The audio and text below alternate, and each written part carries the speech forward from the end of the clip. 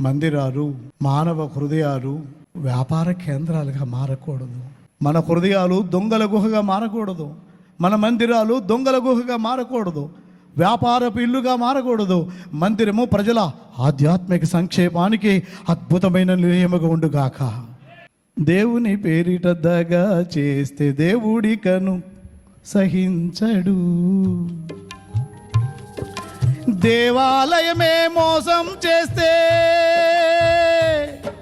దేవాలయమే మోసం చేస్తే దేవుడికను క్షమించడు.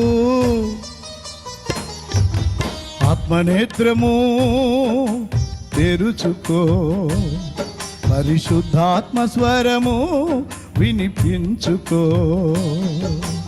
ఆత్మనేత్రము తెరుచుకో, పరిశుద్ధాత్మ స్వరము వినిపించుకో.